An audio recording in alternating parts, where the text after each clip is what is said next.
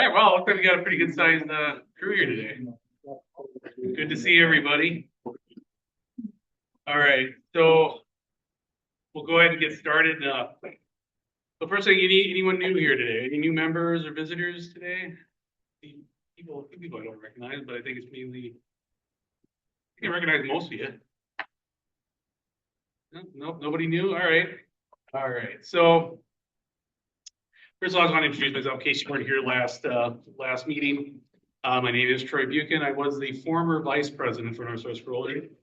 I guess voluntold, get to be president now, which is fine. No, I'm happy to be president here.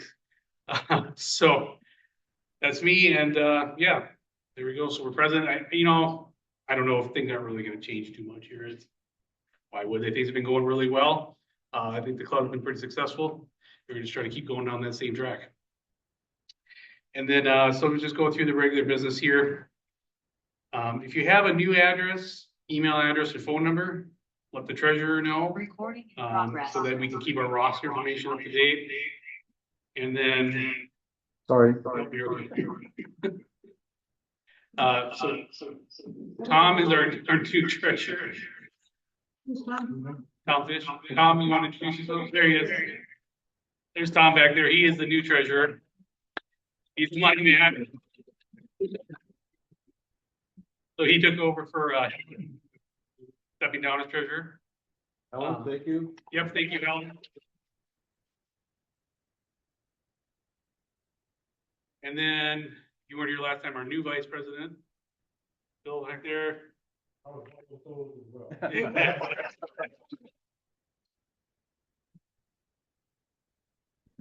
All right, then for name tags, if anyone needs a name tag, if you lost your name tag or you don't have one, Katie is your person. Katie's up here in the front, everyone knows Katie. See Katie, she need a name tag. And then, so let's move on. Secretary's report. So Steve, I believe you're still secretary, you're Steve. Okay. Sorry, just making sure I'll get it a little more down here. Anything to add from the secretary's report? There were no changes or additions to the secretary's report, and you can see that in the newsletter. Most of it. Perfect. Move to approve. Approve it. Oh, yeah, yes, okay, I'm getting there. Jumping ahead of you. Okay, so motion to accept. Accept. Seconded. Second, all in favor? Aye. Opposed? Perfect. All right, we're getting there. Okay, and then what else?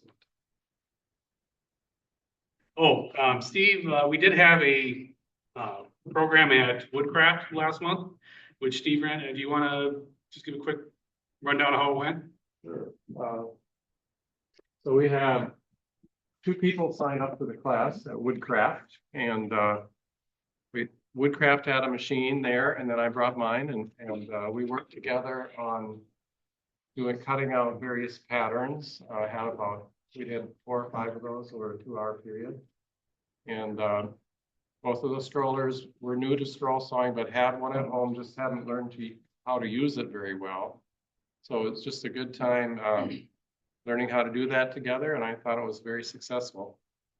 And Woodcraft is interested in us coming again.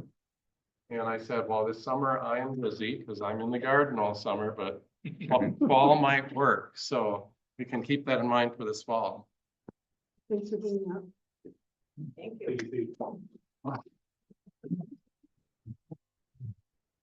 So yeah, I definitely think that would be a good program to do again. Seems like Woodcraft's got a really good setup there. Steve came up with a really good program that I think we could definitely use again. We'll talk about it again in the fall about getting that out there.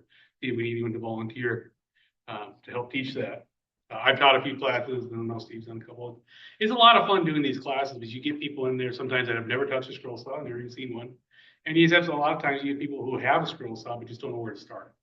And it's really nice to give them a good way to start, have them do some basic projects. And I know from when I've done it that I've had people that have never touched a scroll saw. By the time they're leaving, they're cutting stuff out and doing really good work and having a lot of fun with it. So Really helps promote the club as well. We've gotten a few club members from our classes who, went to the classes and joined the club. Okay. And then, club updates. So I want to cover a couple of things here. Coming up this June, from the 12th to the 15th at the River Center is the American Association of Woodturners Symposium. Now, most of us are scroll saw, we're not really turners, but this is a huge deal. This is it's a national symposium that they do once a year throughout the United States, and this year just happens to be in St. Paul. If you actually want to go to the classes and the discussions, it's pretty expensive. It's several $100s.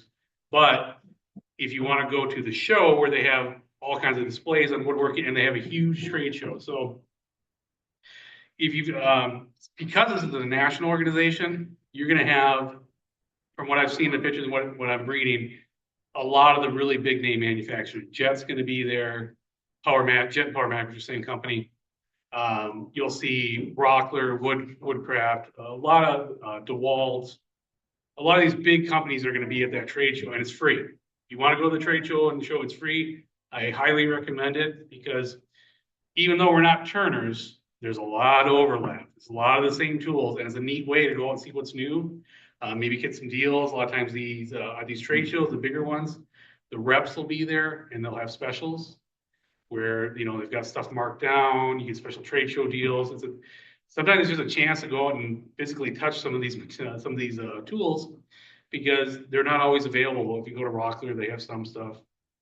Woodcraft might have a display, but you go to these shows and they have huge displays. And this is going to be this. If you went to the show in October at the State Fair, which was a really nice trade show, this is going to be even bigger because this is people coming from all over the country to go to the symposium. So these manufacturers are going to be putting on a big show. So I definitely recommend that. I will make sure that we have a link to it in the newsletter. And I recommend, I'm going to go to it. I'm probably going to take a video in the trade show and I'll share it in our fall meeting. I'm planning on going and yeah. But like I said, that's something like next year it's in like Pennsylvania. So it happens to be here this year. This is your one shot to go to a really good woodworking trade show because there really aren't those woodworking shows that used to be, 10, 20 years ago. The convention center, they have a big, woodworking show and they'd have these huge trade shows. That really doesn't happen anymore. This is a really good opportunity if you're interested. Where is this going to be? The St. Paul River Center, Rivers. June 12th to the 15th. And I will, like I said, I will get a link upon it. Yeah. I'll second one thing. There will not be any scroll saws. No, it's not. No, but there is a lot. I've been to the one when I was in Kansas City. I used to be a member of. Okay, so you know what I'm talking about. Yeah, it is huge. There's a lot of stuff there and there is a lot of overlap. Yeah. But the area like bits, wood, Planers, joiners, sanders. and they do have like a big demo area. I think you can get into without a member that shows just like it's show and tell area. Yep. Yeah, that's and yeah. it's huge. Yep. And there's a lot of stuff. So you get exposure to a lot of stuff if you're at all interested in wood turning. Yeah, like I said, even if you're not interested in wood turning, I think still just be interested to see what people are doing. And the trade show, it's a really good opportunity to see a lot of the other tools. Yeah, there's not gonna be scroll saws, but there's gonna be every other woodworking tool. We all know we don't just use scroll saws. I have a shop full of tools. Scroll saws are just one of the parts I have. And it's kind of fun those trade shows are fun. And they'll have giveaways and You'll find a new way to sand. you'll find one thing having worked in sales for a long time, and I used to sell tools, is that reps, if you know how to work them, you can get free stuff. So you might get some freebies. I'm not going to guarantee that, but you might. Are you gonna give us tips on how you do that? Yeah, no. I tell you, the only tip what you do is you just show interest and you ask, and they'll give you stuff. Yeah. I have so many tools that I've gotten over the years from reps that it's kind of ridiculous. But anyway, so I wanted to cover that. Then also April 24th to 27th at Eden Prairie Center, the Minnesota Woodworkers Guild is having their Northern Woods exhibition. So this is area woodworkers that have done not necessarily scroll saw stuff, but woodworking, and it's a exhibition showing off everything they've done. And from what I've seen from previous years, it looks pretty interesting. Oh, it's, yeah, nice. Oh, yeah, You've love been it. there? Okay. Oh, yeah, oh, yeah. Yeah, and it's free. It's just at Eden Prairie Center. You can walk in, view stuff, talk to the Minnesota Woodworkers Guild. Like I said, that is at Eden Prairie Center on the 24th, 27th. I'll make sure to get that in the newsletter as well. I'm planning on going to that. I think that'll be kind of interesting. So I just kind of want to put that out there for people. If you're interested, it's a neat way to see some really neat stuff. Maybe talk to some other woodworkers, talk about woodworking. And then the last one is the Midwest Scroll Saw and Woodworking Trade Show. I've been to that one. John has been a judge there. He's been down there. If you're interested in going to that, that is in Dubuque in August 8th to 9th. It's a little bit of a smaller show because they focus on scroll saw and turning, but it's a fun time. They have a small trade show. They have a contest. If you haven't been and you're interested in going, talk to me or you can talk to John. Danny's been down there too. I think a few other people have been down there. If you're interested in going, if you're kind of curious about it, I'll get a link in our newsletter as well. But kind of trying to put that stuff out there because if we don't go to this stuff, it's just going to disappear. No one goes, they stop doing them. So I'm sure everyone's got some different opinions on the different shows, but I definitely think it's worthwhile. There's that one is put on by the Art Factory, so they have a huge display. If you've ever made any of their stuff, any of the Dick Bowman patterns, those are all the Art Factory. The clock I did, the one that's made a few years ago, was a Dick Bowman pattern. Okay, and then Don, I know you sent me an email yesterday about State Fair. There he is. Do you want to talk about State Fair? Yep.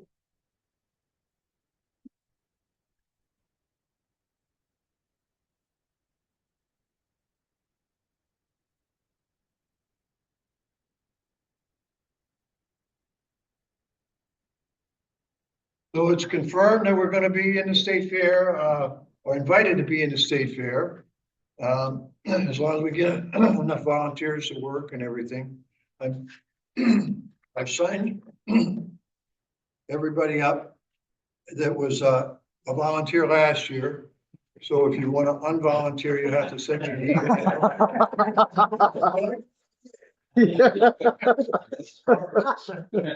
It's not for rodeo. I'm gonna pass around this as a sign up for anybody who wants to be on the list for volunteers on the email list. This isn't a commitment that you'll really be there, but you'll get in towards August. We'll be looking for the solid volunteers, and we'll probably have this year we'll probably have a schedule so that we were a little bit overcrowded last year. So I thought this year we're going to have a schedule for morning and afternoon or noon or evening, so that it doesn't get overcrowded with our volunteers. So I'll pass this around.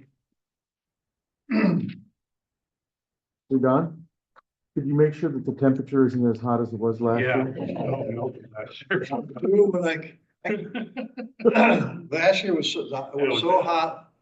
By the time I walked into the state fair, I was starting to faint.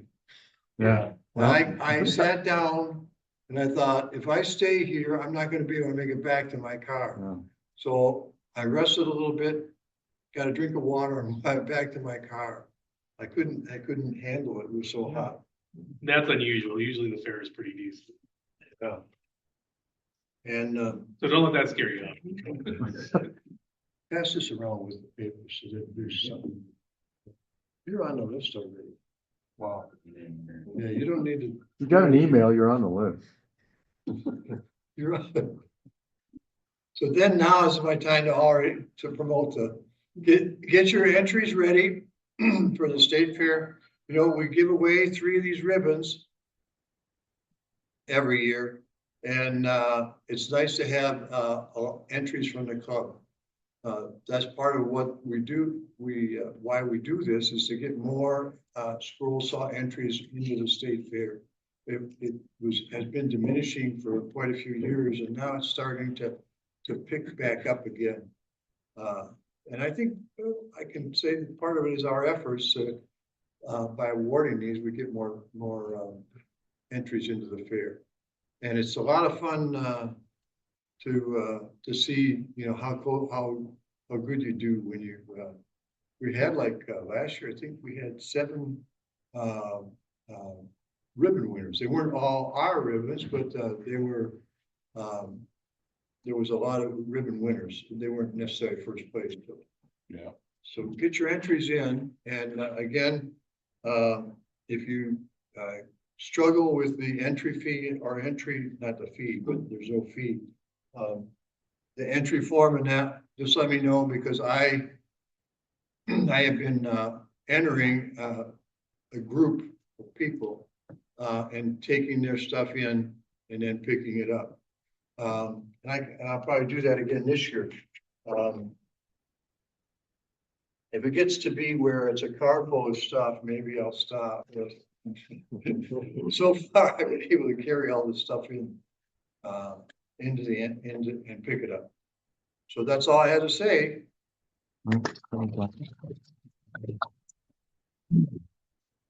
I do want to say about the state fair that club members are eligible to win the ribbons we give out. We don't judge it. If no one from the club judges the entries, and it's all done by the state fair, we simply provide the ribbons. I know I've won 4 of them. There's one of them. No, that's not mine. Oh, that's not yours? All right. I've won 4 of the big rosettes. I've won. Now, here's the thing. I'm not entering this year. I just didn't have enough time to get an entry ready. So this is your year. No competition, huh? Somebody else, I'm opening up. I felt, I kind of swept it last year and I felt a little, not really, but a little. So it's just a matter of that. I just don't have the time to get a project done. I have a project in the works. I actually have a couple in the works that aren't going to be ready. So I encourage everyone. Put that in the brochure. Troy's not entering this year. He's not stealing all the ribbons. Because we do offer a cash prize from the club and you get a year's free of membership dues if you win. So it's actually a really great way to promote for people that's how I got into the club. I entered clock a few years ago into the state fair, won first prize. Don called me up and says, hey, by the way, you're part of the club now. Bring your clock in and talk about it. And now I'm president. So there you go. So it is a really good recruiting tool, and it's really fun when we're at the state fair to be able to say, hey, see over that cabinet over there? That's something that, you know, the person standing over here, that's something they made. So it's really neat to be able to tell people that. And so when I was there last year, I had a couple things like, yeah, you know, it was literally right across from me. Like, yeah, right over there, that's something I did. And that it won. It was a really good conversation starter. So I definitely, and volunteering at the fair is a lot of fun. It's really great. You get to talk to a lot of people. We bring in a saw. We have demos going on the whole day. It's really a really great recruitment tool. People really like to see what we're doing. We do find that get quite a few members off that way as well. So, and thanks Don for all your hard work with the fair there. Appreciate that. All right, and then TLC Toys, Roger, what do we got? Last month we took in 160 cars. We have now 107 or 706 cars for the year. Paintables we took in 361, and for year we have 534. The next thing we're going to be working on, we got to work on stuff for the state fair and also for the 4th of July. And anything with summertime, like the tulips, stuff like that, we want to get that out too. So we won't need any more Easter stuff now till next year. So, but everybody's doing a great job and we really appreciate it. Perfect. Well, thank you, Roger. Said if you need wood, Roger, I'm sure you've got plenty of wood. All I got is cedar and Baltic birch left. Wow. Okay, so they got you early. I want to go home with an empty car. Yes, that's our goal, is send Roger home with an empty car. Well, somebody put some wood in there though, too. I won't mention names. So, they must have been walking backwards, I don't know. Great. So I also want to mention too, April is dues month. So if you haven't paid your dues yet, please see Tom there at the back. He's our money guy. And any question on that, Tom will be able to help you with anything, questions about dues. And then Carl had something you wanted to talk about regarding an opportunity. I'll switch it here and I'll put the. What do you want me to put up first? So I got a call from, speaking of the state fair, I got a call from a woman, Julie. She enters at the state fair, seed art. So basically she takes seed, glues them to surfaces and does that. She's in the irregular forms category is what she's been doing.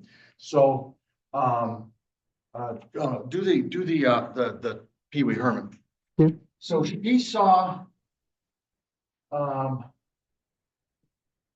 just double click here, so. Oh, okay. You can touch it.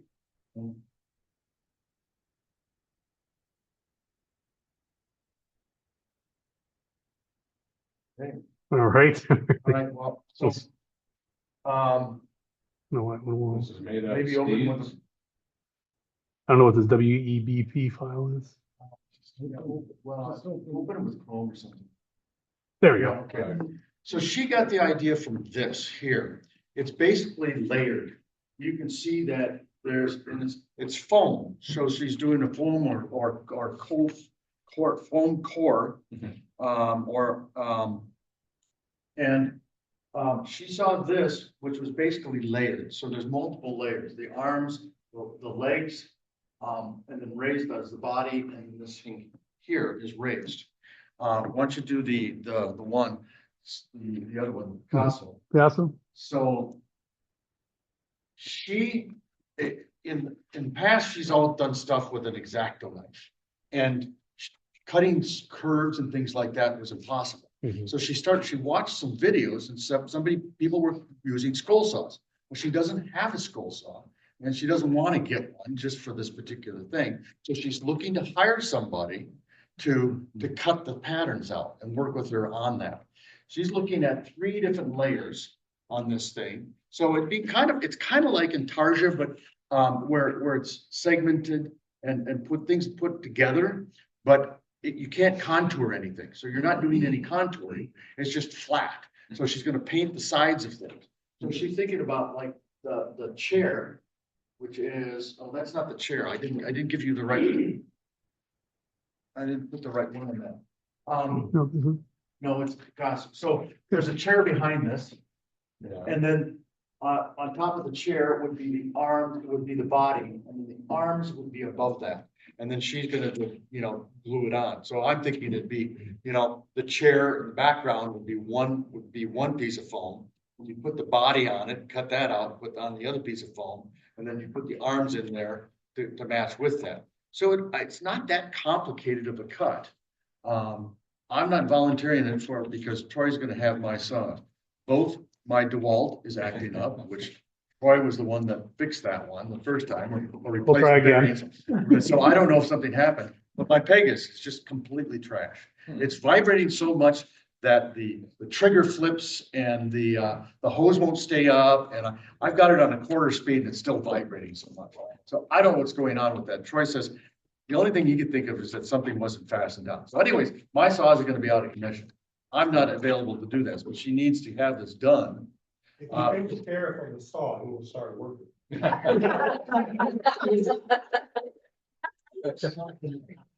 No, Where's So- where's this person from? she's local. So I think, I didn't get where she was from, but she's local. Minneapolis someplace, yeah. So she's figured that the width of the chair is around 12 inches and the height is around 15 inches. So if you got multiple, it's not gonna be really big. I think any scroll saws would be able to do that, and it's foam. So you should be able to scroll saw it and cut it out. So if anybody is interested in doing this thing, let me know and I'll give you her contact so you can call her up and negotiate. She definitely paid for material, but she asked, well, how much is it gonna cost? I said, we really don't do projects to sell them. right? We're doing them because we like it, we're doing it, and we cut them for ourselves or friends, family, or things like that. So you'd have to come up with a price and negotiate a price, but I don't think it would be a really complicated thing. You could probably, you know, Is this just single pieces or is she making multiples? I think it's a single piece. You know, you might have to cut multiples because, you know, once she gets it and you start putting it together and showing her, she may go like, you know, that's not what I was hoping it would be. So, but you know, if the material, she's gonna pay for all the foam, you cut it out, show it to her, she go, okay, you If know. you're using foam core, that's gonna be really easy to cut. That's It's gonna be exactly- fast. I watched a video of cutting the foam core and it's. Yeah, I use it for picture framing for backing. Yeah, It's real stable. It's foam with a paper kind of on either side. You want to use a really fine blade, I would imagine, Yeah, but yeah. it should cut like butter. yeah, that's what I was thinking. So I think it'd be a fairly easy project for somebody to do and get a little bit of money. So that's, All right. All right. Thank you, Carl. All right, let's go back. All right. Oh, I'll say one other thing while I have the floor. for those that are doing Zoom all the time, I know I talked with Mike about it. The performance of the Zoom has been terrible. I don't know, when we came in here, I mean, back at Creekside, it was just fine. Our first meeting here in September, the Zoom meeting was just fine. But I've noticed since then, it's been degraded. Now, I'm using the corporate Wi-Fi, thinking that that might have been the problem. But that's why I turned my phone on. You heard it. I signed into the Zoom and there was still a bunch of lags. So I don't know what it is. I'm recording it to my computer instead of putting it in the cloud to see if at least the video of this thing here is going to be better on my computer. But I know that the lag is there. I haven't been able to figure it out. I don't know what's going on. I don't know why it would be my computer. The only thing I can think of is Wi-Fi, but so far the corporate isn't helping. So I'm working with the thing. So those that are doing Zoom from home on a regular basis, I apologize. I'm just trying to figure it out. All right. Thank you again, Carl. Yep. Okay, so Mike had asked me if I was gonna do the tip of the day, and I said, yeah, and I have a tip of the day. And I was in a little bit of a hurry this morning, and I forgot to bring the demonstration for the tip of the day. I actually do have a tip of the day. So let me see if I can bring it up here real quick. Let me just stop sharing for a moment. Zoom screen is focused on his brilliant brain as he's working at this.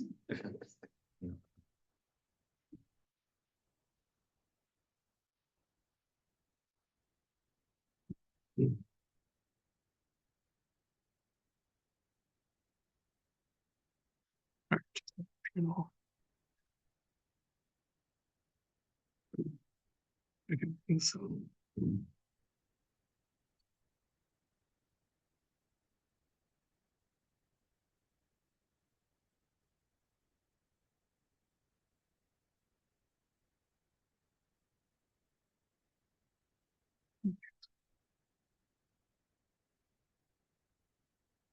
You guys don't really want to see all the stuff I buy on Amazon.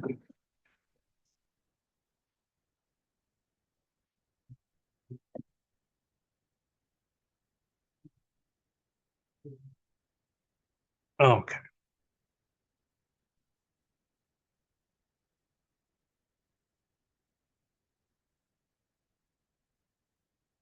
Okay, so for the tip of the day, I know most of us probably use squares to square up our blades. So I've gone through a few of these machinist squares now. Machinist square with a very loose definition of that, because the machinist would howl, anyone who's actually a machinist would howl that I call this a machinist square, and I don't blame them. It's not, I see you over there, I know. It's known as a piece of junk. Exactly, but for this, they're more than accurate enough. For your scroll size, is this up to a couple of thousandths of an inch? Probably not, but it's pretty accurate. I tested it, and I've gone through several of these, and this is the only one I found that is consistently accurate. I don't know if it's cut out with a water jet or it doesn't look like it's Like they're using a plasma cutter to cut it out. I don't see the burn marks, but anyway, it's pretty darn accurate.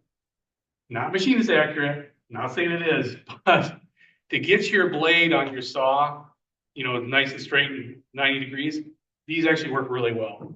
And what I do with it, I take it and I drill a small hole right here. I take a rare earth magnet, drop it in with a little Gorilla Glue, and then that way it just attaches right to the side of my saw. I lose these things left and right. So the tip is just take it, add a little magnet to it, stick it on the side of your saw, and you pull it out, and you can square your blade. Like I said, you could spend, if you really wanted an accurate one, I mean, you're looking at, $1,500 or more. But for woodworking purposes, this is accurate enough. It is actually it's a really quick, easy way. Like, which is kind of a quick tip. I have 4 saws in my shop at the moment, so I have 4 of these, and they're just right on there, just magnet right down to the side of the saw. When I need it, I pull it out. It's the right height. It's only about 2 inches tall. It's real small, so it'll fit under the arm of your blade, and you can square up your blade. There are other ways to square up your blade as well, but I like using the square that cabinet handy because as you're working, that table can move a little bit. And I don't check it every time, but when I change the blade, I'll check, just make sure, and usually it's fine. But it is just a little handy little tip there. So, and then they're $10. Not a bad deal. I mean, it's, like I said, it's not machinist accurate, but for our purposes, it is accurate. Okay, so that was the tip of the day. I'm sorry, I was gonna bring one with me and I forgot. They're really tiny. They're about that big. Like you put that, you drill that hole and you can get those little rare earth magnets. I bought a pack of 100 for $10. You drop it in there and it'll actually, it's magnetic with this hole, but the Gorilla Glue just keeps it from popping out. Okay. Sure. Yeah. Fast Cat makes one that's magnetic. Oh, it's already has a magnet? There you go. Yeah, I just thought for $10, I'm like, it's quick. Because I have a really nice woodpeckers one, which is aluminum, and I keep dropping it, which isn't great. Isn't great for it. So I want something a little cheaper that, if I lose it, oh well, it's another $10 for another one. But put a magnet on it, I haven't lost one yet. So we're doing pretty good. So that's the tip of the day. All right. So, and then I want to talk about, let's do show and tell. Who wants to? I got some, Oh. just, one thing I wanted to put out here. Back in February, I invited Mark Gotts here to come over to my shop, and because I just was offering to do that, he was, wanted to come over and see it, so we got together and, we shared a bunch of our ideas and I think we both got something out of it. And it got me to clean up my shop a little bit before he moved. I want to talk to that for any other beginner strollers or people that want to see another shop. You'll learn something. You'll probably learn something from you. And I'm going to go over and see Mark sometime. Maybe he said he's got to clean his up. I was gonna say, you offer me to clean my shop? No, I don't do that. I just want to put that out there. One-on-one is great, and we can do it over the summer or whatever. Give me a call or whatever, we can work something out. Oh, I forgot. Okay, we are good. Yeah, go ahead, Brenda. Would there be enough people here that wanna buy one of those squares? If we get together and buy them as a group? I mean, we can. I mean, there's, I guess I have Amazon Prime, so I can just order them. If anyone's looking for one, you're not sure where to get it, just let me know. I'll order a couple for you. I get them. I have, like I said, I have Prime, so I get them in 2 days. Like I've got 4 of them. I'll give you one. I'll just buy another one for myself. And I can put the magnet, if you want it with the magnet already in it, I can put the magnet in it. It takes me like about a minute to drill a hole in my drill press and throw a magnet in there. Yeah, so if you're looking for one, just let me know. I'll sell you one. But otherwise, if you want to find it, they're on Amazon. I'll try to put a link in the newsletter to that exact one. Like I said, I've had good luck with that one. I have not had such great luck with some of the other ones. The other cheap ones, I got them and they were not square. These ones have all been really square. And I use a precision square I have to test them, and they've all come out close enough for woodwork. Not for cheating.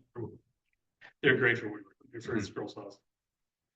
All right, and then John, so nice to mention here that I forgot the treasurer's report. Tom, do you have the treasurer's report? I have. Oh, Helen has it. Okay, thank you. We just did the transition. Perfect. Yeah, I know. I was wondering. Okay. Yeah, so there was no activity in March, actually. So we have a balance of $3,500.85. And then we have $70 sitting in petty cash. And that's it. That's no part, all right. And then I just want to say what Warren said, about busy young people shop. Yeah, that's a great thing. I think thank you for bringing that up, Warren. I would say that is a big thing at our shop is you will learn something, and we all have different setups, different shops. Talk to your fellow members, and if you're new, if you're looking for ideas, find out, if you'd like to see someone's shop, see it. I've been to John's shop. He's seen his setup. He's got a pretty neat setup. If you're in the Northern Metro, I just redid mine over the last fall or last spring and completely ripped it out, started fresh. So I've got I don't know if it's a great job. I like it. So it's definitely a neat way to see some different ideas. We've done shop tour videos a little bit here. We could probably do that some more in the future, but it's a really neat way just to go sit with someone for a couple hours, see how they do things, how they make stuff work. Like in my instance, my shop is my garage. And so I have everything designed so that I can fit one car in there when I need to. I usually don't have a car in there, but if I need to work on a car, I can pull it in. And everything's on wheels, it's all pushed against the wall, it all comes out. Everything's all very portable, where someone else might have a dedicated shop where it isn't, you can get some ideas. So that is a really a fun thing to do. All right, so I'm just going through, make sure I didn't forget anything else. All right, so let's do show and tell. But before you do that, Oh, you have something else? yeah, I wanna. Here's the full picture of the Picasso that she's looking at, and you can see the chair.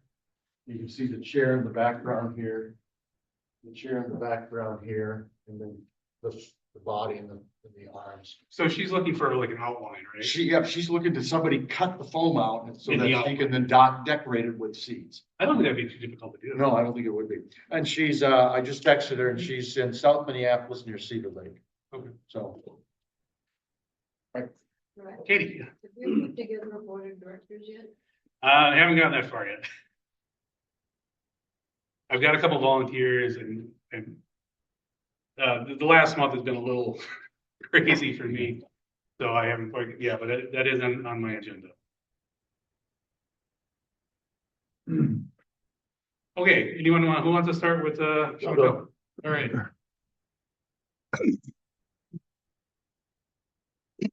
Thank you. Thank you. I'm Bob Eckert. I know last meeting, one of these eagles were presented by John and Katie. There's a little story here. That's the only reason I brought this in. This is my third intarsia. Back in 2018, I did a couple of them. One was a flower that John, I think, showed last month as well. But I was down at the Eagle Center in February and saw the same eagle, and I went, gosh, I bet you I can make that, So I went home, ordered the plan off of Judy Gale Roberts, yeah. And it took 2 weeks for me to get it. They had all sorts of mailing issues and so on and so forth. But during that time, I also had gone out to the website of the Scrollers and found out that there was an intarsia program coming in March. And I said, oh, we'll go there. And lo and behold, here's an eagle. So I learned a lot that day. And I want to thank Katie and John, for everything that you guys presented. But I learned that Iverson was a good source of wood. So I went out to Iverson and got some walnut.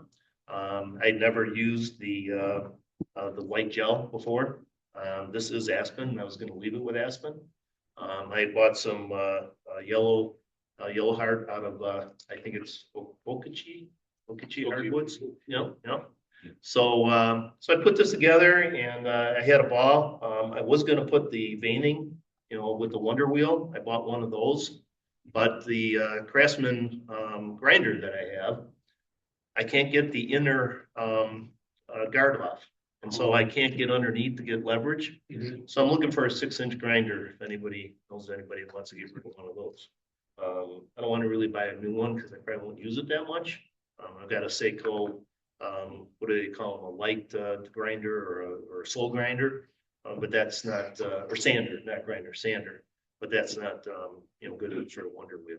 But anyways, that's why I brought this one in. Yes, You might look into hard freight yeah, for a grinder. okay, Yeah, you don't need anything that's a precision. Right. You know, it doesn't have to be, you want something decent, but you don't have to spend $500. right. It should work. Any cheap one should work. Okay, now I'll check that one out. Thank you. I got mine at a thrift shop. Oh, Yeah, okay. there you go. Yeah, I've been looking on Craigslist and Marketplace.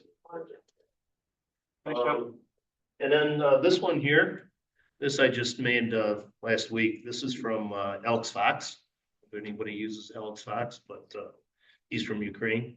And he does a lot of layered stuff on his Etsy channel. But then he also has a website where you can order plans in it, or actually Etsy orders plans in that too. And he has a YouTube channel, so. What would it be?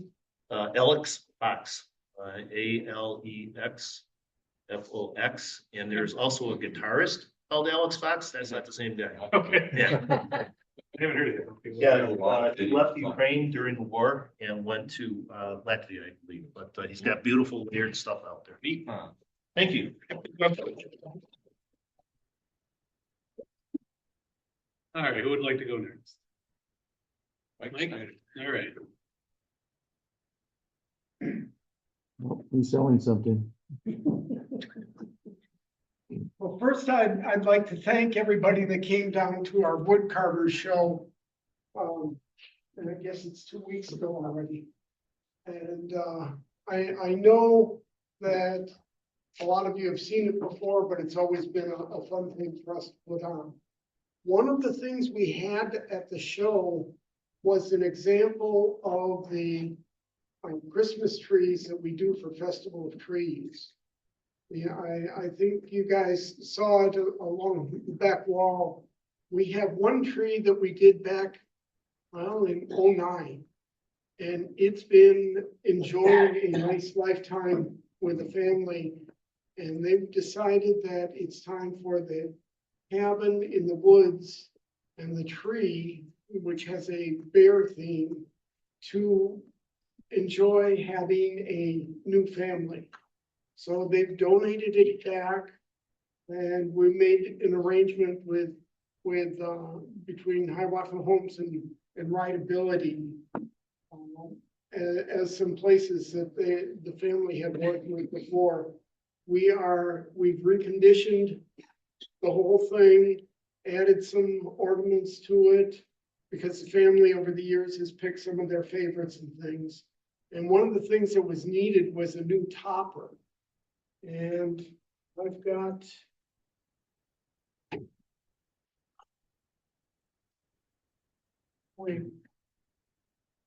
I know that the lighting isn't the best to see it here, but I found a night light labeled Northern Lights. And I think you can see that it's cycling through various color patterns and things on this. So I managed to take one of the live edge pieces that we had a couple years back. And this was the only one that I had kept for myself. And just happened to work out nicely. Happened to have the frosted plexiglass from my dad that I've never figured out what in the world I'm doing with it. So I got to use that and squirreled a couple bears and some trees. And it's designed to fit on a metal rod that's going to go up inside the top of the tree, and so it'll sit right at the top. So this is the new topper for the tree. Kind of heavy for a tree. Actually, it's lighter than you think. Huh. But there is a used tent pole that is zip tied onto In the tree. to the section of the Reinforced tree. trees. Okay. And this has a little alignment pin so that it faces forward and doesn't swing around. There was a bit of design work that went into this, but it's turned out fairly nicely. The last thing I need to say is if anybody has any sort of interest in the raffle of this tree, I have some bookmarks that go to the website where we will have all the information about buying $10 raffle tickets, because this setup is basically a very robust dollhouse that sits about yay tall. The roof comes off. There's 2 layers in there, bunk beds, kitchen. It's populated by a set of bears with mama bear in her apron. And the outside has a little lake with a pier on it. There's a loon in the pool.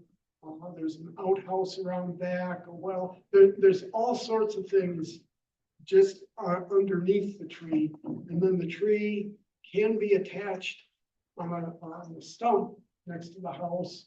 And it's fully decorated with all handmade wooden ornaments. So there's about 120, 130 ornaments on the tree, or the tree can be separate.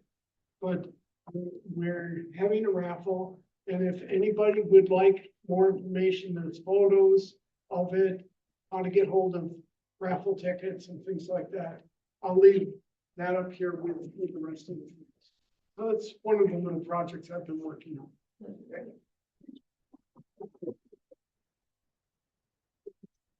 Nice job, Mike. I really like that. It's really a neat way to do that with the light. I think that really looks really nice. Really neat, really interesting.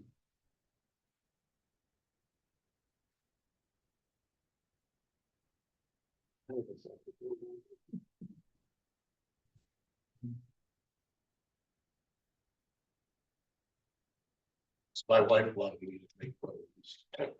She, had the bathroom all decorated up. She has a bunch of shelves that we have traveled over. She wanted a tropical fish hang on the wall. Whose pattern? Judy Roberts. Yeah. It took her 2 weeks to get it to. And she said, I want it done in a week.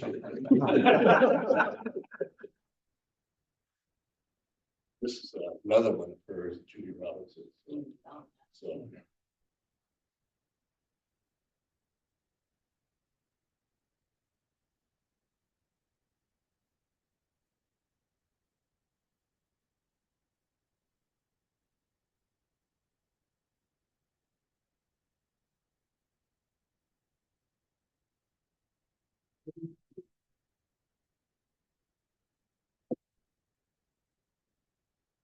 I decided to do something different this time. I did some compound cutting. And these are the ones that I've done. And there again, you gotta have the wood square, you gotta have your drill press squared, you gotta have your saw squared, or it will not come out right. And they're just kind of fun to do. Something different. So these are just made out of pine. I try to move over out of the light of the. I can't be in the spotlight. Well, the pictures don't. They don't smell so great. There you go. Thanks. But they're fun to do. Is that from the scroll saw? Yeah, it's in this magazine. Yep, I thought I saw those. Gross out Woodworking magazine. Perfect. Patterns are in there in this issue.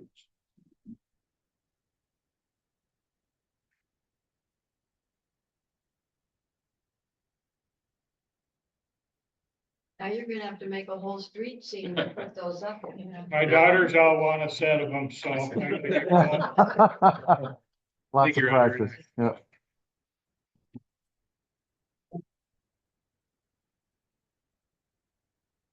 Any what you got? I got an entire set I put together. About 135 pieces or so, about 12 different kinds of wood.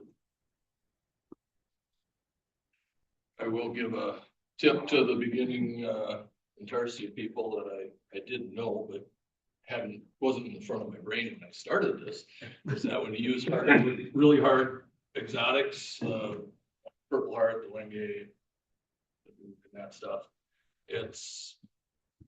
I started off with like 5/4 wood. I was gonna make this inch and 3/4 was gonna be the smallest dimension. By the time, and I kind of, you push through it, you get a lot of blade deflection on the hardwoods. So if you're doing Intarsia pieces and if you do a couple ahead of time with the hardwood and you've been doing that, you end up with pieces that fit together kind of in a V instead of like that. So, Daniel, you want to talk about the blades getting Olson? And I had an idea that we could contact some of the blade manufacturers and maybe get a video or something of their process. That'd be kind of interesting to see. I'd be interested in it anyway. Turns out that's very proprietary and none of them will share whatsoever, even in any of their sales. I figured sales and marketing stuff would be good for us and you'd see it from a distance. No chance. Olson was nice enough to send me a box with some of their chart with all their blades. I think you've seen them. There's a whole collection of them back there. If somebody doesn't have one, please take several. And then they sent some blades. They sent a couple of bags and all it said on the invoice was it was old stock. And had their part number on it, which doesn't correlate to any of the part numbers on their chart. So anyway, there's 2 bags back there. Please take handfuls of blades in there. One bag has some that's got very fine teeth that I think they're, I gotta believe they're like, if you want to try cutting like coins and stuff, if you've seen that done, that would be the thing. There's probably, I don't know, a couple hundred rows of them back there. And then there's some that are maybe about 20 teeth. Be good for. Those are about maybe a 9 or 12. Yeah, I mean, if somebody that's getting started, you wanna, cut some ducks or whatever. So take a handful of them too.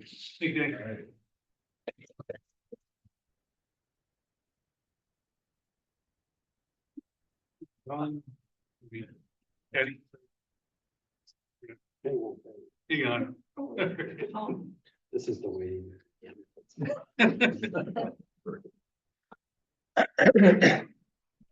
I got an order from my wife to make a butterfly for something she wants to donate something to, so. It's a Steve Good pattern.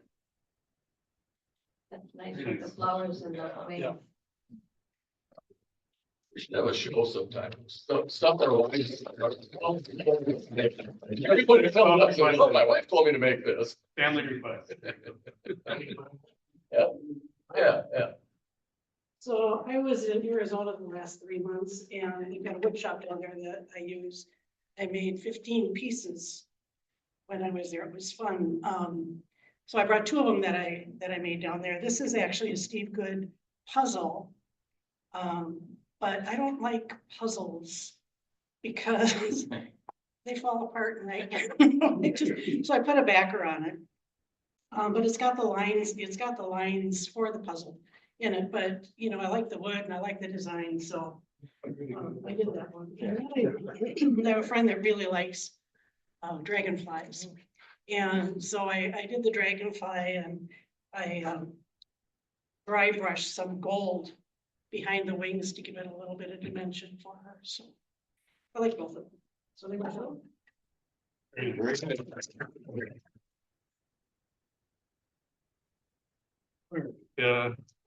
Carl, you did them?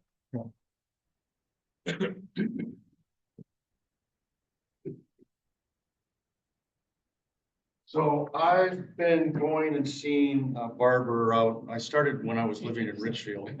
And after I moved to Chanhassen, I tried other barbers, but I just missed the conversation and I missed the guy. And we talked about wood, we talked about music, we talked about whatever. So I've been wanting to make something for him. And so this was one of them, which I saw, Steve Good pattern. If you can't read it, always laugh at your barber's jokes. He has sharp blades and he's not afraid to use them. And then here's one that, again, Steve Good pattern. And all I did was add down at the bottom. So I had to enlarge this part here and put it down here, which the name of the place, his place is called the Cut House. And he's right over here in Richfield, so over on Penn Avenue. So after the meeting, I'll go over there and drop them off. Surprise them. Then my first project, this is myself, so I'm learning how to use vector graphics. I used artificial intelligence to give me ideas, and I found several of them. I've got a woman that I play pickleball with, and she sells eggs. And she sells them at a pretty decent price, and I appreciate it. We were chatting after we got done playing this spring, and she does it because, you know, she's not making much money. In fact, she's losing. So I think she's up in the prices, but she likes doing it. I went, you know, and I like doing the skull saw stuff. So I decided I'd make something for her. And so this is the design that I came up with. And I brought this just simply so that you could see how the vector graphics didn't come out the way I wanted to, but I'm starting to learn how to manipulate these graphics. So then I did a small one like this as a test to say, you know, are my lines gonna work? Am I gonna be able to cut it? And then I went through and I did a larger version. It was gonna be multiple sheets, and I had to tape them together. And I'll end up cutting this, but you know, her name is Greta, and I call it Greta's Hen House. And so this is kind of my first foray in designing something and putting together a pattern for it. So.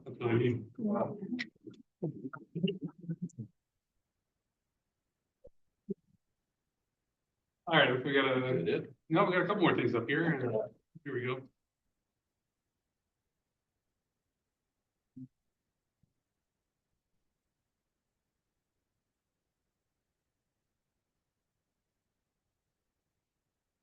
Well, I don't get up here very much, it's 100 miles one way. All the Things parents today. out of school, some magazine. They had to make these, and just can't do. Couldn't get away from not doing them. These, they're kind of tricky, you gotta read the directions really close, the angles are. Gotta be right on. The best way to get your angles on the board is take a piece of wood about that high and get your angle. The first angle is 19 degrees on the top. Make sure you angle it right, and it's only have about that high, then you can direct your drill bit against that. Get your angles just right. It's really important. And to make this, you gotta have 2 layers of wood. Each one's gotta be about 5/8 high. And the colors of wood gotta be exactly the same as the other one. And you take and tape them together. You cut out the first one, and you get it where you want it to be, and you put they use some premium glue, don't use cheap stuff, use the good stuff. You put them together, and then you give it, I didn't put that one, this one I did. You give it a little twist like that, and that's where you get your effect. And you put it together and make sure you can still twist it. Yeah, don't let the glue set up right away on it. And these I made for my granddaughter. Crazy about unicorns. The only thing I don't like about these is when you sand these little pieces, kind of hard on the fingernails. And then as close as I got there to a pattern, I put a big factor board on it, so rest stuff like that. And that's kind of cute. Yeah, I recognize that one. That's the first Intarsi I ever did. Yeah. Yep. Oh, really? That was a scroll saw. Most dealing through the air on a, yeah, it's a fun one. You gotta put a factor board on.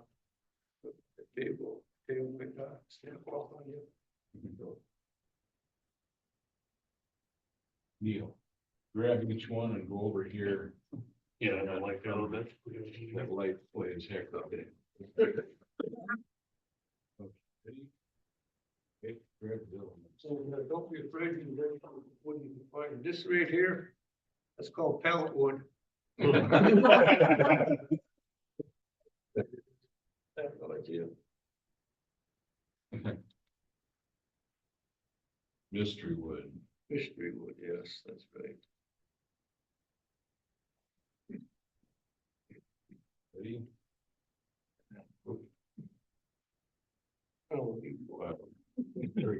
you go. Ready? Yep. Okay, Perfect. Thanks, Neil. thank you. I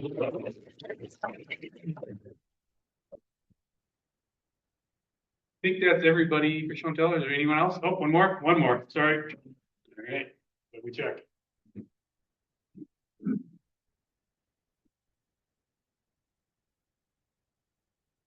Got a friend in Arizona I just visited a while back, and I decided to make him a casserole trivet. So, I made it out of oak. I wish I would have made it out of a little softer material. I threw a lot of blades on that. But it was a lot of fun to cut. It's something a little different design and everything. So, yeah.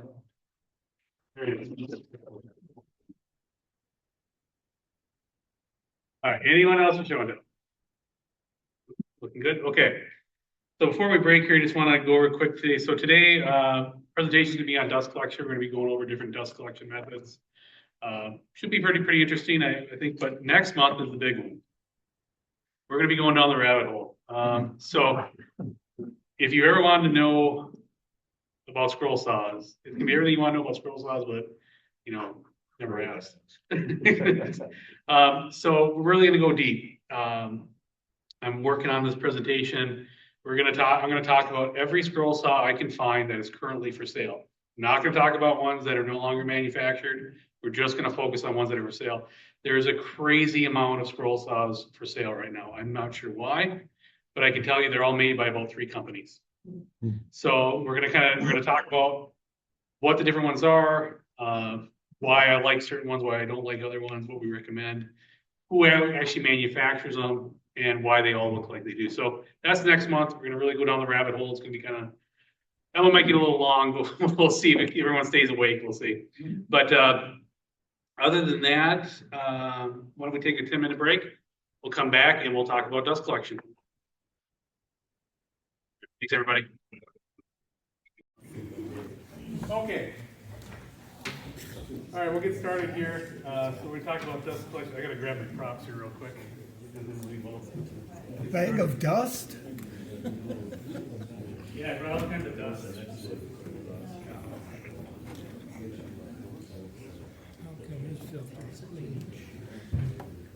Okay, so we're going to talk a little bit about dust management today.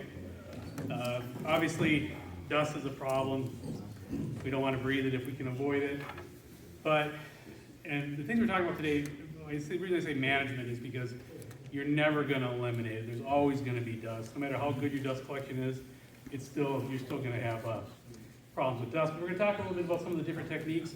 There's some new tools out there which I think are kind of neat I want to talk about and kind of give you guys some ideas of things that you can use. Carl, when you get a chance, you want to hit the space bar? Yep. So there's basically 3 types of dust management. At the tool, so that's something that connects directly to your tool and sucks up dust as you work. Off the shop floor surfaces, that's basically, cleaning up with the shop vac or something along those lines. And then from the air, which is something that's cleaning the dust, that fine dust that's in the air, floating in the air. You want to hit the next slide there? All right, so there's basically, we're going to talk about 3 different types of dust collection air filtration. So we have shop vacs, dust extractors, and dust collectors. So these are machines that connect directly to tools. They collect dust from a dedicated port and have a hose that can be used for general cleanup. So everyone's pretty familiar with a shop vac. You know what a shop vac looks like. They've been around for years. Handy tool works great for a lot of things. Dust extractors are new. They've only been around a few years. So they're essentially a shop vac on steroids. We'll talk about what the difference of those are in a few minutes. So cyclonic dust collector add-on units. Okay, so these are units that can be used with shop vacs, dust extractors, and dust collectors. There's different ones for shop vacs and dust extractors are the same, but there's a different one for a large-scale dust collectors. What these do is they actually pre-filter your dust and work really well to make your dust collector or your shop vac, your dust extractor a little more efficient, or a lot more efficient. And then we have air filtration. So these are just machines that are not connected to a tool. They're filtering dust that's suspended in the air. These ones are really important because, especially when you're doing sanding, scroll sawing too, but sanding especially, that is the worst finest dust you will ever get. And those help keep it out of the air. You might, yeah, thank you. So we'll start with a shop vac. So, like I said, I don't have one as an example. Everyone knows what they look like. So pros, they start around 30 bucks. And honestly, the $30 shop vac is pretty much just as good as the $200 shop vac. It's just more about capacity. They're all effective with a small tool. They're portable. There's no bags to replace. They have most of them. You say most of them do not have a bag to replace. A few do. Filters, you know, you can replace them. They would be cleaned and reused many times. The shop vacs come in different sizes that work. Like I have a wall-mounted one in my shop that has a remote that I can turn on and off, which is really nice. But you know what they look like. They're brown and not on wheels, something like that. They work really good for small. If like you have a random orbit sander, you plug your shop vac into that random orbit sander, it makes all the difference in the world. Not only does it collect the dust, it makes your sander run better because it keeps that dust out from under the pad. If you don't use dust collection, it'll take you a lot longer because it's trying to sand through all that dust. Where the dust comes out, makes it easy, much more comfortable to work with, but also makes it sand better. All right. They're also great for general cleanup around the shop, and you're always going to be vacuuming up, you know, the excess stuff that can be picked up. So the cons of shop vac, it will not work effectively with larger tools like table saws, band saws, planers, joiners, or drum sanders. They may work, but it's a difference between something like a shop vac and a dust extractor and a dust collector is volume.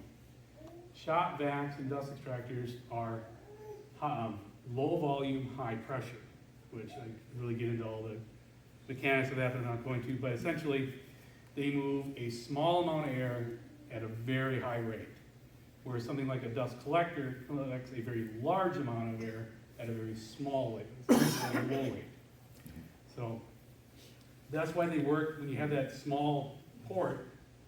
If you take a shop vac, you know, it has a 2 1/4 to 1 1/2, 2 1/4, you plug it into your tool and it'll work really effectively.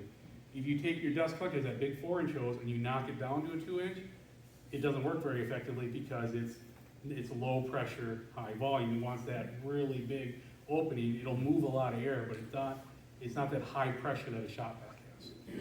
So it's not as effective for like cleaning up off the floors, but it'll take stuff off from like a drum sander really well. All right, problem with shop vac too is the filters tend to clog really quickly when you're doing wood dust. So with mine, what would happen is me and my random orbit sander, within an hour or two, the filter is just, I open up and that filter is just clogged. I mean, all the little fine dust is in that filter. There's hardly any suction left.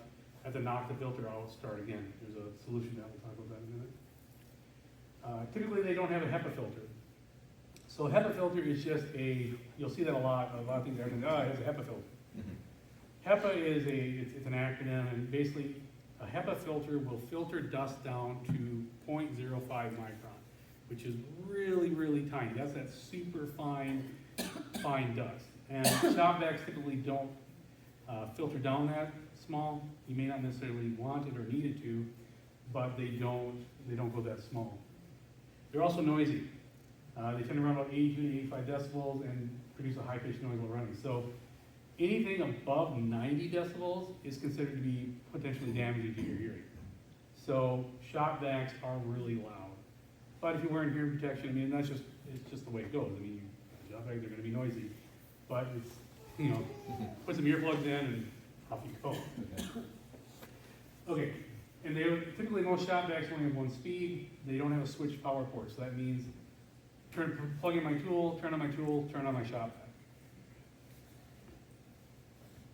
And then why you should use a shop vac. So sanders, other tools work better when dust collection is used. Shop vacs are great for general cleanup. I use it all the time because there's always dust in my shop. I'm always vacuuming up from when I've done something, and you know it does a really good job. Controlling dust, keeping your shop clean makes it safer and much more pleasant to work in. You definitely want something like a shop vac in your shop for cleanup. Mike, can you hit space bar there? Thank you. So dust extractors, very, very similar to a shop vac. Difference is, they start around $350, and there are some that are over $1,000. They are essentially a shop vac with a bag, a HEPA filter, and a switched power cord. So what that means is that you plug the dust extractor into the wall, you plug your tool into the dust extractor, you turn the tool on, turns on the dust extractor. Nice little feature. They also make separate little add-on units. I have one that's pretty old, but you plug into the wall, you plug the shop vac into one, or you plug the vac into one port, tool in the other, you turn on the tool, turn on the vac. Shut off the tool, shut off the vac. It's a really nice feature.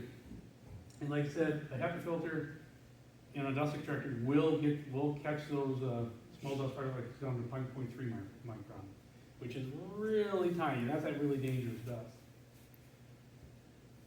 So again, they work great for small tools like random order sanders, miter box saws, other small tools that have a 1 to 2 1/4 inch vacuum port.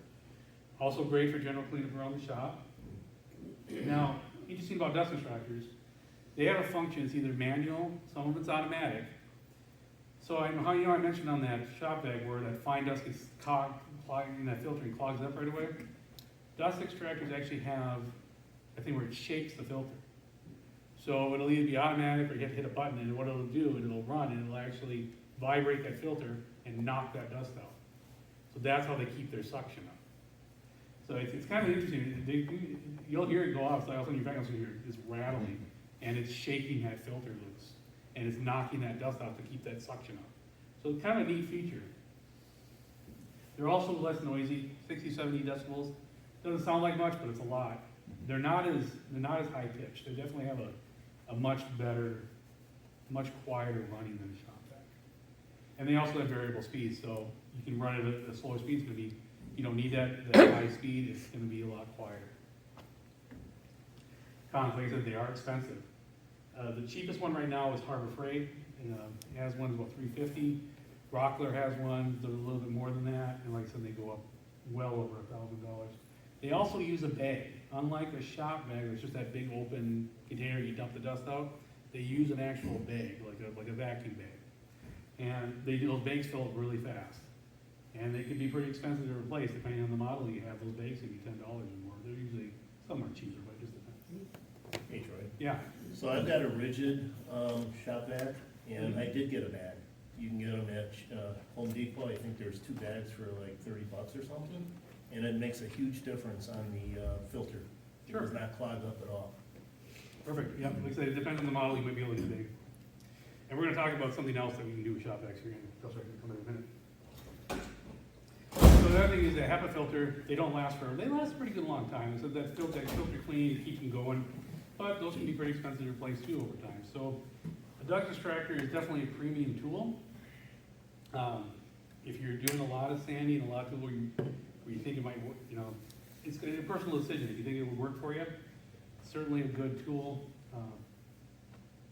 They use a much finer filter in shop vac. I mean, they get those really small particles. So dust is really good, especially if you have any issues with asthma, or if you're concerned about breathing that fine dust. A dust extractor will do a much better job than a shop vac. And they also tend to have a little bit better suction, mainly because of that, where it's knocking that filter clean every now and then. So you don't, it's like with my shop vac, what I end up doing, I take the filter, I'll go over to the garden and I knock it off and it just all falls out. And then I put it back in. Mike, can you hit space bar again? So this is what they look like. So on the right here, this is the Hercules. That is the Harbor Freight one. And on the left, you have the Bosch. And the difference between these two is about, I'd say the only difference is about $400. So they both do the exact same thing. I think, remember right, the Hercules, you have to actually manually hit the button to clean the filter, and then it shakes the filter, where the Bosch, it does it more, I think it's more automatic. But you see, they look just like a shop vac, but the main thing is, right here is that power cord, where you plug in that tool, and then you can plug the extractor into the wall. When you turn on that tool, it turns on the extractor, and then when you shut off the tool, it takes about, it remains on for a few seconds to vacuum up any last dust, and then it shuts off. But like I said, these all use bags, they have a bag inside there, a paper bag that you replace, and then a HEPA filter that is also a separate filter, so you have a bag and a filter. And there are, these are just a couple of examples, there are a ton of dust extractors. I think the most expensive one I saw was a 3M that was like $1,500. So that Hercules is about $350, and I think this one was $650. So interesting tool. These are newer. They're kind of interesting. I don't have a dust extractor. I don't know if I would invest in one. I don't know if I would use it enough. Yeah, go ahead. So Better, Wood Magazine actually did a comparison of the various dust extractors. Sure. And I can provide the link to what the actual issue that is. Well, the nice thing about the magazine and the comparison is it shows you how the rating of the additional plug-in amp-wise, as well as how strong each one of them are. And so you can pick out sort of the best buy for the buck. So as an example, that Bosch is on the high end, but there are some ones that are literally half the price of that work almost as well. Yeah, you could really get into the weeds on, there's so many dust extractors. I'm just trying to give a high level. Right, But yeah, absolutely. I'm saying it's worth looking at Yes. and comparing, and even putting on your Christmas wish list or your get out of jail free list. If you're thinking about a dust extractor, it pays to do your research because these have not been around that long. Shop vacs been around, 50 years probably at least. Dust extractors only came out in the last few years, so I suppose they've probably been around maybe 5, 10 years. I'm not sure, but they're fairly new, and but it can be a useful tool. You kind of have to make the decision for yourself. Myself, I probably wouldn't buy a dust extractor, but that's just me because I actually use something else that we're going to talk about next. You want to do the next slide, Mike? Yep. Oh, actually, it'll be after dust collectors. Okay, sorry. So dust collectors. So we're going to talk about dust collectors. So I'm pretty sure everyone's pretty familiar with the dust extractor, the dust collector. They have wall mount units, freestanding units. They have a big bag. They use a 4-inch hose. You're going to hook them up to things like table saws, band saws, planers, joiners, and they work really good for that. The problem with like a planer or joiner is those large chips. You try to do that with a shop vac, it might work, but those chips want to clog. That small 2-inch hose, they'll get in there, they'll clog it. They'll clog up a 4-inch hose too, sometimes if you're not careful, but they will immediately clog up that 2-inch port, and they just don't have enough volume. Because with that 4-inch hose, you get a lot more volume of air. You can pull a lot of those bigger chips. They work really good on the bigger chips. They also work pretty good. I use mine on my drum sander. If I didn't have that on my drum sander, it just wouldn't function. So they come in different sizes and configurations, fit in most any size shop. Prices start around $150, go to several $1,000s. The sky's the limit with dust collectors. You can be connected to a permanently piped system where you have pipes running all around your shop and you have drops. Or you can do what I do, which is I have a small wall mounted unit because I don't have a very big shop. And I have a flexible hose I got from Rockler. It's super flexible. It's only about 10 feet, but it stretches out to 30. And then they have these quick connect couplings that you put on the machine. It's got a handle and you just plug it into the machine you're going to use.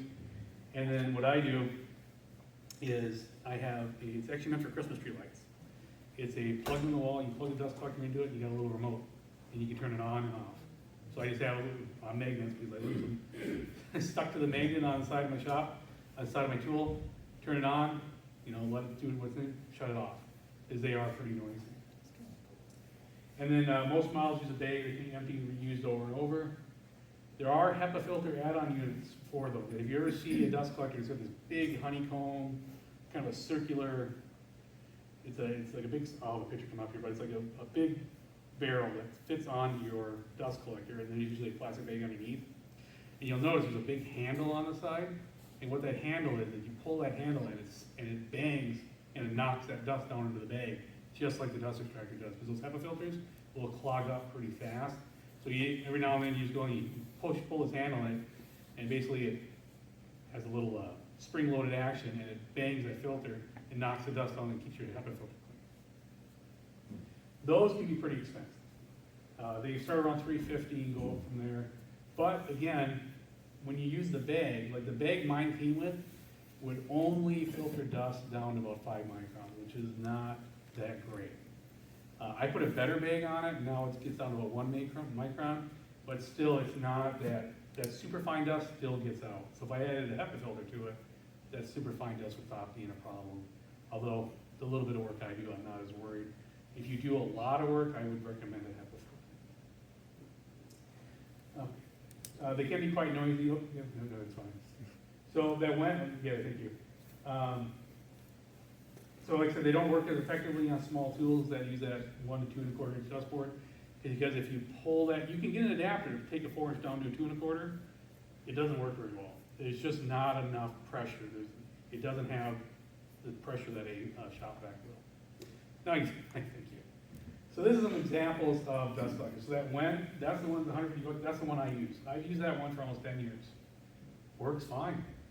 There's this, I mean, it's noisy. It comes with wheels. I mounted mine to the wall, but it's effective. It does the job. You can, and then Rockler, that's their model. Quite a bit more expensive. Interestingly enough, they have all the same rated CFM. Who knows if that's correct or not? But you see the idea. Then now you have the jet with the freestanding unit with the 2 bags. That's a real common style. That one on the far right, that is the HEPA filter. That's what you see on the top with the handle. So if you move that handle, it's basically spring loaded, it causes that HEPA filter to bang, and then it knocks the dust down into that plastic bag. So these ones, like the one comes with a 5 micron filter. The dust right, which is actually the bag I put on mine, is a 1 micron. The jet regular filters are 1 micron, but the far one with the HEPA filter is down to 0.3. So that's that. If you, especially, it would be nice when I use my drum sander, if you do get really fine dust, to have a HEPA filter, but yeah, I'll live with it. So those are dust collectors. I'm sure everyone's familiar with those. I'm gonna go to the next one. So we're talking about cyclonic add-on units. So I actually brought mine in. So this is a cyclonic add-on unit for a shop vac dust extractor. Doesn't look like much, it's not. And somebody must have a really good patent on these. Is this little guy without the bucket is $60. So they make some cheaper ones. Harbor Freight makes one that is it's taller. This is a compact one, which I had for space. That's why I wanted this one. But all it does is that, this goes to the vacuum. This goes to the vacuum. This goes out. Plug your hose in. What happens is, now I turn on my vacuum. It's coming through. Everything comes through. It spins around. It drops down into the bucket. Why that's helpful? They say it filters out 90% of the dust. I'm not quite sure if I agree with that, but it does make a big difference. For one, my wall-mounted shop vac is a really small container, and that filter I talked about, how it would fill up so quickly. Well, most of the dust ends up in the bucket. You lose a tiny bit of suction, but I really couldn't tell the difference. But the main difference is when you hook one of these up to your dust extractor or your shop vac, now your filter doesn't fill up nearly as fast. So especially on those dust extractors, that bag is filling up all the time. That bag is going to last 10 times longer because so much of the dust is going to go in here. And they make different size ones of these. They also make bigger ones for your other dust collectors as well. But I was surprised how much of a difference this one did make, because when I use my shop vac, I lose suction pretty fast because that filter clogs up so fast. I haven't had this thing on for 2 months. I haven't had to open my shop vac yet. And there was about that much dust in the bottom of the bucket. So it increases the capacity. It makes that filter last a lot longer. The filter doesn't clog up. So what happens is all the heavier stuff falls down to the bottom. You still get that fine dust, but what I found in my shop vac filter was that it wasn't the fine dust that was clogging up the filter. It was that larger dust. It was just sticking to that filter and clogging it all up. Well, all that larger dust ends up down here. So now it goes a lot longer. I don't have to clean up. I was cleaning it out. Like, I'd use it by one job. Like, all right, I got to clean it out again. And like now I've had it for a couple months. So these are, like I said, this is just a 5-gallon Menards pail, nothing special. And this just clips onto the top, nothing to it. A little expensive, I thought, but that's just me being cheap. All right, so here's some different, so that's the Bauer one, that's the least expensive one I found, that was about 35. So that's the original design, it has that tall cyclonic, I think those are probably a little more effective than this one, but this one works really good. I just don't have the space for one that big, I wanted the smaller one. And then all the way over there on the right, that's one that would go on a 4-inch dust collector. So again, if you have that HEPA filter, it's gonna fill up a lot, you wanna keep that from filling so much, you can add one of those. The problem is with these, it's space. They take up space, I mean, but it's a trade-off, you know, if you want, they make your vacuum work better because now my shop vac, for the last month, I've had full suction. Whereas before, it was gradually lose suction as that filter filled up. And it still will, but it takes a lot longer, and it stays at full suction a lot longer. So I was kind of skeptical of these, but I have to say, they converted me, it makes a big difference. I emptied this thing out today before I brought it, and I couldn't believe how much fine dust was still in the bottom of that bucket. And I checked my shop vac filter and it's still clean. So they do work. It is an interesting, especially with the dust extractor. If you're gonna use a dust extractor, I would absolutely put one of these on because those bags get expensive and they are not very big. They fill very fast. All right, so now we're on to the big one, air filtration units. So I'm sure everyone's seen one of these before. This is your homemade air filtration unit. This is a 20 by 20 inch furnace filter. This is a MERV 5, which they say is a 5 micron filter. Now I read some review. I was reading some reviews. I can't remember, it was Wood Magazine who it was, and they were talking about all the different air filters. This one, actually, they said they were shocked how good a job it does. You think about it, it's moving a lot of air. You put this fan on high, it's crazy how much air you're moving. Now, the downside is it's only getting that larger dust. It's not getting the really small stuff. So there are better units, but it is interesting how much this thing will pick up. I made this thing, we took it to the fair and we saw it all day. And I had it sitting down next to the saw running while we were working. And it was brand new. At the end of the day, it was full of dust. So they do actually work. So you don't have to spend a lot of money. I mean, you're looking at $25, $30 worth of material there. And they're quiet. That's the nice thing too, is that fan, it's not real noisy. Even on high, it's not too bad. Okay, so again, pros, different styles, sizes, prices, any size shop. Like I said, even the simplest design will help reduce dust in the air. Ceiling mounted is the most common. We'll talk about ceiling mounted ones here. But there's also floor or benchtop model. Like this one, you can hang it from the ceiling, you can put it on the floor, you can put it on the bench, whatever you want. Yeah. I've got a fan on mine. Now, what I've found, if you turn that filter so it's horizontal, it'll hold a lot more than vertical. Stuff will drop. Oh, yeah, sure. I see what you're saying. Yeah, I had a vertical. Yeah, I didn't even think of that. I just slapped that together. When I think about it. I thought, well, yeah, you got a good point there. Yeah, exactly. It'll keep it from falling down. That is a good point, Roger.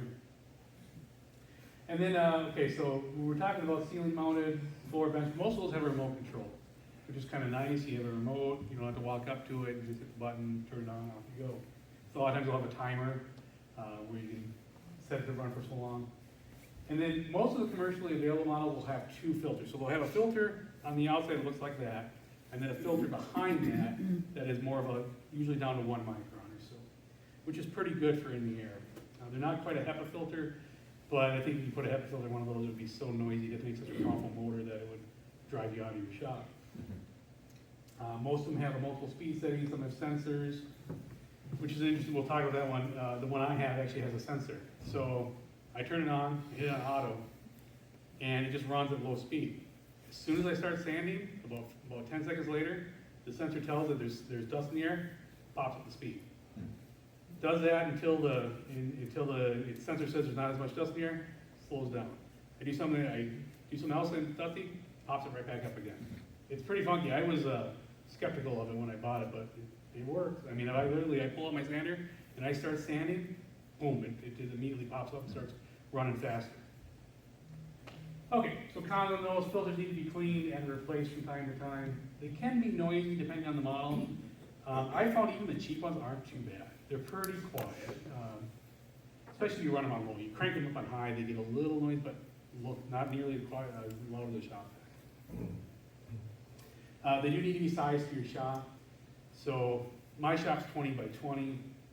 And what you do is you figure out, well, it's 20 by 20 by 9, you figure out the cubic feet, like the one I had was moving 400 cubic feet of air a minute. So I think I did the calculation, I don't have it on me. And I think it meant that every 30 minutes, all the air in my shop was going through the filter. No, not all the air, but the equivalent cubic feet of air was going through that in my shop was going through the filter. I recently upgraded to a bigger one, we'll talk about that here in a minute, and that actually clears out my shop every 10 minutes. So if I turn it on high, every 10 minutes, the volume of air that's in my shop would move through that filter, which is pretty crazy. So, okay. So these are some examples of air filtration units. So the one all the way over there on the right, I know Bill is saying that he got for Christmas, but he just hadn't quite used it yet. That's an interesting one. I kind of thought that was kind of a cool one. That is a jet. And that is, it literally just sits on the floor, and you can move it around anywhere you want. It's got a little remote, you can adjust the speed. I don't know a lot about it, it's newer. It just recently came out. But if you have a shop that you don't really necessarily, or you don't necessarily work in the same place all the time, or you're doing it's portable, that's a really great choice. You know what you say? Actually, the biggest advantage to the one on the right is you can have it right where the source of the. Exactly, yeah, you can move it right next to your saw. Yep. So I'm sure you're gonna talk about placement of these items. So initially, as an example, the middle one, you hang it from the ceiling. Yep. But the better position actually is to have something literally, if not hanging, maybe on top of a cabinet, that's at the same level as where your nose is. Right. Because that's where you really want it to work, so that you don't get the stuff in your lungs. Exactly. And so the one that's on the ground, closer to the source of dust, theoretically, that's even better yet. Yep. Because by the time it rises up to the ceiling, Houston, you already got a problem unless you're wearing a dust mask. Yeah, and the ceiling mounted ones, they do draw the air out, so they tend to draw the dust to them. It's ideally you'd have one on the ceiling getting all the stuff that's floating in the air, one sitting right next to your area. Ideally you have two, but it just depends on your situation. But yeah, the jet one is an interesting one. Like I said, I haven't seen one personally, but I thought it was pretty cool. The one that hangs in the middle there, that is designed to hang from the ceiling, but it also, you can set that, right next to wherever you want. Wherever, you just kind of got to figure out what works best for you. That one has a remote. This Powermatic one, I almost bought one of these. They're ridiculously expensive. They're $600. And they have, so Powermatic claims that they're the best things in sliced bread, and that they will filter stuff down to 0.1 micron. They have some sort of filter that you never have to replace. Yeah, I'm scared. I almost bought one used and I ended up not, and I'll explain why in a minute. But same idea, it's just a fan. I mean, these are all very simple. They're a fan in a box with a filter. That's all a dust collector is. A fan or dust filtration unit is. It's a metal or plastic box with a fan on one side and a filter on the other. Does that one on the right have a round filter? And is it washable or? Yeah, I'm not sure, Bill, you Yes, know? yeah, so the black unit just sits on top. That's your motor and your fan. And literally you can pull it up, and then inside is another filter, the HEPA filter, which you can just blow out. Now on the internet, you can find some plans on how you can actually make a similar product for yourself. And they work pretty well too. In fact, there was one particular YouTube where a guy just actually bought the filter that would typically go to a dust collector. He bought clamps and he clamped a different fan motor on it, and then he took magnets and put on the bottom of it and put wheels on it. I mean, so he made it for $50. Yeah, you can, there's all sorts of plans to make your own, and quite honestly, the ones you make yourself are probably just about as good as these. Like I said, like on this Wen, that one's got the outer filter is basically a furnace filter, but inside there's a really fine filter behind that, so it's filtering twice. Like I said, the Powermatic, I'm still skeptical on that one. I'd like to see one in action. I don't believe their claims, but Powermatic, Powermatic makes nice stuff, but they're anyway. Go ahead to the next slide. I think he fell asleep. There we go. Okay. I'm bored with that. So we're good. Nope, go back. Okay, so I own this Bailey dust collector, I just recently bought it. And I was looking at it, I got to think of what graphs saying it was on sale, I'm like, oh, that's kind of interesting, that looks just like the Jet. So you look at it, what are the three differences between these two air filtration units? Anyone got any ideas? You didn't see the other slide. Color, right? One's blue, they look pretty similar, right? Well, I looked into it, I'm like, well, who the heck is Bailey? So Bailey is a company that makes some woodworking tools, mainly metal tools out of Wisconsin. About 6-7 years ago, they were purchased by JPW Industries. Well, if you don't know who JPW is, they own Jet, Powermatic, and a couple other companies. So what they did is Jet redesigned their air cleaner. This is their new air cleaner. It used to look different. But what they did is because they own Bailey, they also made one for Bailey. It's 100% identical. Comes from the same factory. It has all the same features, uses the same filters. Everything's the same. Right? So what's the difference? Get the next one. Price. $200. So that Jet was $550. I almost bought that Jet. So you can buy this Bailey right now for $350. And here's the weird thing. I got mine, and I read from some other people as well.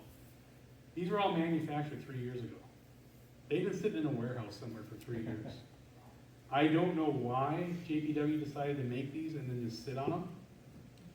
And why, and they're not making them, if you go on Bailey's website, there's barely any mention of this air cleaner. So, I have a lot of experience in tools and manufacturing, I kind of know how they work. My thinking is, what happened is, JPW said, we want to push Bailey, so we're going to design this, this air cleaner. And they sent in an order, because they're all made in Taiwan, that's where everything's made. And they ordered, 10,000 units. And they brought them over. And then they decided, well, Bailey's not a really well-known name. They're kind of known as a premium brand for some of this, so we don't necessarily want to push this, because, we're gonna make it for Jet too. And so then they brought out the Jet. And so now they've got all these units sitting in a warehouse, and they need to get rid of them, because they've been sitting there for 3 years. And, if you know anything about manufacturing, stuff sitting in your warehouse is a bad thing. So all of a sudden, these Baileys are everywhere for $350, but I have a feeling that when they're gone, they're gonna be gone. I don't think they're making any more. So, if you're looking for a dust collector, look up the Bailey. Woodcraft has them, they also show up on Amazon. They are it is 100% identical to the Jet, other than the color. Same company. It's, we're gonna talk about that with scroll saws next month, about why there's such disparate price differences when it's the same darn saw. This isn't a case where, well, it's made in the same factory, maybe the Bailey is made using cheaper components than the Jet. It's the same design, it's the same company. It's not even like, when some of the scroll saws, like, the Pegasus is made in the same factory as the Jet, but there's some pretty good differences between them. There's no difference between these two, because the patent is owned by the same manufacturer. I've been using it for the last month. I love it. It's really cool. It's actually, they used to be all metal, they used to be pretty heavy. This thing's pretty light. It's only about 30 pounds.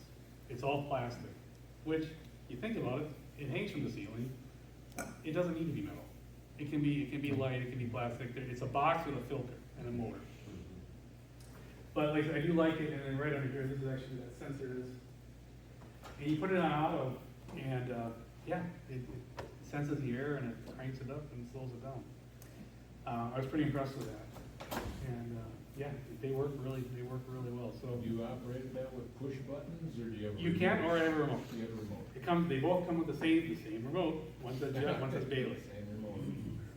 So that's something to always look out for when you're looking at tools. Is it pays to know who makes what.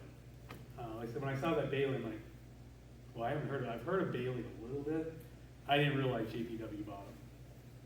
And they were a small company they mainly make metal lathes and stuff like that. They do some woodworking tools, but Jet owns them. So, and that's to keep in mind is that there's only a few companies out there. You have JPW, which is Jet, Powermatic.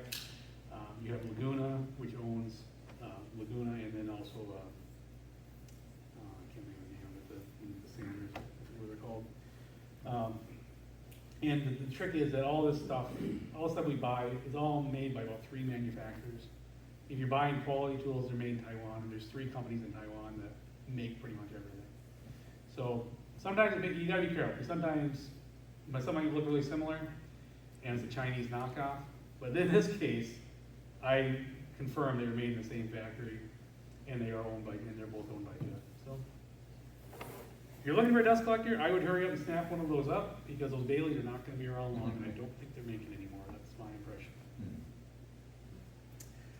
But for dust collection, that's about it. Any questions, or want to know anything else? Yeah.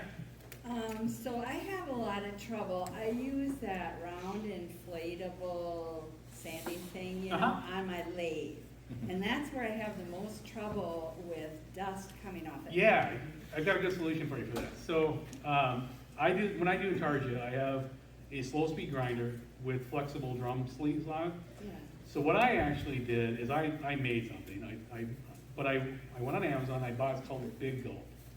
So it has a 4-inch port in the back, and it's a rectangular, it's about that big around, with a 4-inch port in the back. I put it right behind my sander, and I hooked up my dust collector, so that as I'm sanding, it's sucking the dust into the dust. Big Gulp? Yeah, it's called a Big, I'll show you what I'm talking about. Okay. It's basically just a rectangular, it looks like the rectangular box that tapers in the back, has a 4-inch port on the back. You just have to find a stand or something to put it on. Like what I did on mine is I had my grinder on a portable stand. So I took a piece of square steel and mounted it to the back going across. And I put 2 uprights, and I just bolted that Big Gulp to that right behind the sander. Plug my dust collector into it, and then as I'm sanding, there's that air is pulling that dust. Yeah. So that's a really good way, Okay. I'll show you a picture of what I'm talking Okay, about. thanks. One helpful addition to that is to get some wire mesh to put over the front of that, so when the piece that you have in your hand flies out of your hand, it doesn't get sucked down into. Yeah, the Big Gulp actually has some mesh in the back. Okay. Yeah, so you don't do that. Yep. Wouldn't it be basically the same as a floor register? Very critical. Yeah, it looks just like a floor register. Yep, you're right. Here, let me pull it back. I'll bring it back up here. I can find it. I'll show you what I'm talking about.